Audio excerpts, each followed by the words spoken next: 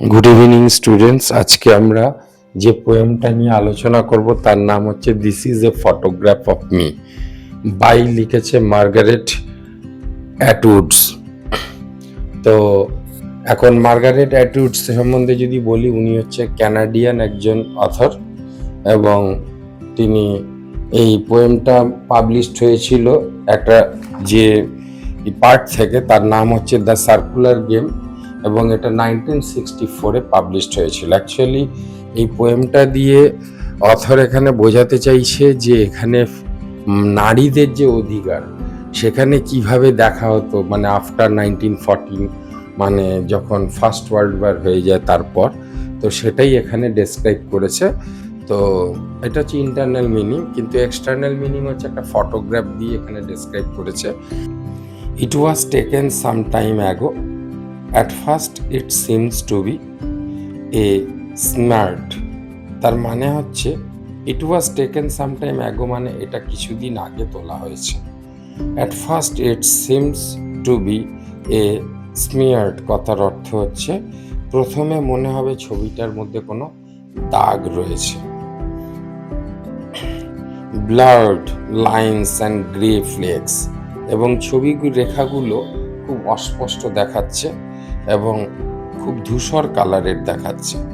ঠিক আছে, পুরনো হয়ে গেলে ব্ল্যাক অ্যান্ড হোয়াইট ছবি যেমন একটা ধূসর কালার হয়ে যায় সেরকম দেখাচ্ছে। ব্লেন্ডেড উইথ এ পেপার মানে সব কিছু কাগজের সঙ্গে যেন মিশে গেছে। দেন অ্যাজ ইউ স্ক্যান, কিন্তু যদি তুমি সেটাকে ভালো করে স্ক্যান মানে হচ্ছে খুব পর্যবেক্ষণ করে দেখো বা ভালো করে দেখো, you see in the left hand corner, তুমি দেখতে পাবে লেফট হ্যান্ড কর্নার মানে হাতের বাঁ দিকে কি দেখতে পাবে, think of a thing that is like a branch part of tree, মানে একটা গাছের শাখা পোশাকা বেরিয়ে এসছে সেটা দেখতে পারবে। ঠিক আছে, তো a thing that like a branches part of the tree. এখন প্রশ্ন হচ্ছে গাছ যে ব্রাঞ্চেস যে গাছের কথা এখানে মেনশন করেছে অথবা সেই দুটো গাছের নাম কি, একটা হচ্ছে বালসাম আর একটা হচ্ছে স্ক্রুজ। তাহলে এই দুটো গাছের কথা এখানে বলছে। ইমার্জিং কথার অর্থ হচ্ছে বেরিয়ে আসা। And to right halfway up, মানে তুমি যদি পিকচারটা রাইট সাইডে হাফওয়ে আপ মানে হচ্ছে উপর দিকে দেখো, what was to be the gentle, মানে তুমি দেখবে একটা জেন্টলি স্লোপ রয়েছে। কি slope? A small frame house, মানে একটা ফ্রেম হাউস দেখা যাচ্ছে ছবির একটা সাইডে, সেটা কিনা তোমার মানে একটা স্লোপিং এর মধ্যে রয়েছে, যে তার ছাদটা যেহেতু একটা ঢাল টাইপের হয় সেই স্লোপের কথা এখানে বলেছে। In the background there is a lake, এবং তার পিছন দিকে কি রয়েছে, একটা লেক রয়েছে। And beyond that some low hills, এবং সেই লেকের পিছন দিকে একটা ছোট পাহাড় রয়েছে। দ্য ফটোগ্রাফ ওয়াজ টেকেন, এই ফটোগ্রাফটা ছবিটা তোলা হয়েছিল। Taken photograph was taken the day after I drowned, মানে আমি যেদিন ডুবে গেছি তার পরের দিন এই ছবিটা তোলা হয়েছে।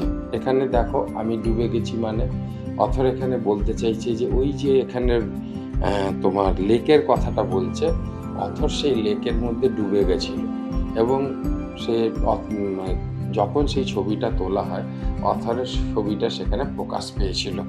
তো এখানে এক ধরনের ইমোশনাল ডেসক্রাইব করেছে। তো এখন দেখা যাক কি হচ্ছে। The photograph was taken the day after I drones, I am in the lake in the centre, তার মানে আমি ওই লেকটার সেন্টার পজিশনে ছিলাম। Of the picture just under the surface, এবং সারফেস বলতে এখানে ওয়াটার সারফেসের কথা বলছে, এবং তার নিচে আমি ছিলাম, একটা নির্দিষ্ট লেয়ারে ছিলাম। মানে মানুষ মারা গেলে কি হয়, ভেসে ওঠে, কিন্তু পুরোপুরিভাবে জলে তুমি ভাসবে না, কিছুটা জল তোমার উপরে থাকবে। তো এইরকম আর কি, সেটাই বলতে চাইছে। Of the picture just under to the surface, it is difficult to say where, এটা বলা খুব কঠিন হয়ে যাবে ঠিক আমি কোথায় আছি।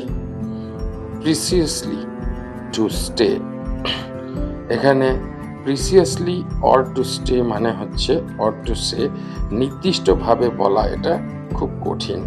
How large or small I am, আমি কতটা বড় ছিলাম বা কতটা ছোট ছিলাম এই পিকচারে সেটা প্রপারলি ডেসক্রাইব করা সম্ভব না। দেন এফেক্ট অফ ওয়াটার, এখানে এফেক্ট অফ ওয়াটার মানে একটা রিফ্লেকশনের কথা বলা হয়েছে। On light to be the distortions, অর্থাৎ আলোর বিকৃতিকরণ, মানে সূর্যের আলো যখন ওই জলের ওপর এসে পড়ছে সেটা রিফ্লেক্টেড হচ্ছে, তার ফলে আমাকে প্রকৃতপক্ষে চিহ্নিত করা খুবই অসম্ভব হয়ে পড়ছে। But if you look long enough, কিন্তু তুমি যদি খুব ভালোভাবে বেশি সময় ধরে অনেকক্ষণ ধরে তাকিয়ে থাকো তাহলে কি হবে, এভেঞ্চুয়ালি মানে শেষ পর্যন্ত you will be able to see me, তুমি আমাকে দেখতে পারবে। তো এই যে ধরো পোয়েমটাকে দেখে বোঝা গেল বা পড়ে শোনা গেল খুবই জেনারেল একটা পোয়েম, কিন্তু অথর এইটার দ্বারা কি মেসেজ দিতে চেয়েছে, মানে অথর এইটা দ্বারা মেসেজ দিতে চেয়েছে যে বাস্তব জীবনে অনেক সত্য আমাদের চোখের সামনে থাকলেও আমরা তা দেখতে পাই না। অর্থাৎ অনেক কিছু বাস্তব জীবনে ঘটে যাচ্ছে, হয়ে যাচ্ছে, আমরা সেটা দেখতে পাই না বা অনেক সময় দেখতে চাই না বা অনেক সময় দেখেও না দেখার ভান করে থাকি। সমাজে এমন বহু মানুষের অস্তিত্ব বা যন্ত্রণাকে আমরা এরকমভাবে উপেক্ষা করি। ধরো কোনো একটা মেয়ে, সে রোজ এখান দিয়ে রাস্তা দিয়ে যায়, কিন্তু সে কি আদৌ খেয়ে যায় না খেয়ে যায়, তার পোশাক ভূষণ এগুলো দেখলে কিন্তু একটা আইডিয়া পাওয়া যায় যে সে কষ্টে আছে না ভালো আছে। আমরা কিন্তু সেটাকে অবজার্ভ কখনোই করি না, আমরা শুধু উপরটাই দেখি যে সে অফিস যাচ্ছেই যাচ্ছে। এখানে বিশেষত নারীদের অনুভূতি, সংগ্রাম এবং কণ্ঠস্বরকে বোঝানো হয়েছে যে তুমি যদি একটা নারীকে প্রপার চিনতে চাও তাহলে তোমাকে প্রপার অবজারভেশন করতে হবে। সেটা অবজারভেশন কখন বলেছিল, যে অথর যখন ডুবে যাচ্ছিল তখন যদি তুমি ভালোভাবে দেখতে চাও তাকে, তোমাকে কিন্তু অবজারভেশন করতে হবে। তাই একটা নারীর যে ক্ষমতা, একটা নারীর যে পাওয়ার, সেই পাওয়ারটাকে যদি তুমি রিয়েলিটি দিতে চাও, মানে সমাজে যদি ওটাকে উপস্থাপন করতে চাও, তাহলে তোমাকে বাস্তববাদী হতে হবে এবং তাকে মর্যাদা দিতে হবে। তাহলে তুমি গভীর মনোযোগ দিয়ে যদি ভাবো তাহলে তুমি তাদের অনুভূতি বুঝতে পারবে। এইটাই দ্বারা মানে আমাদের মার্গারেট অ্যাটউডস এই পোয়েমটার দ্বারা নারী সমাজকে উপরে তুলে ধরতে চেয়েছেন, যেটা ফার্স্ট ওয়ার্ল্ড ওয়ারের পরে 1914-এ সেই রকম নারীদের কোনো সম্মান ছিল না বা সেই রকম ধরনের তাদেরকে কোনো ক্ষমতা দেওয়া হতো না, তার উপর বেস করে এই কবিতাটা লেখা। Thank you very much.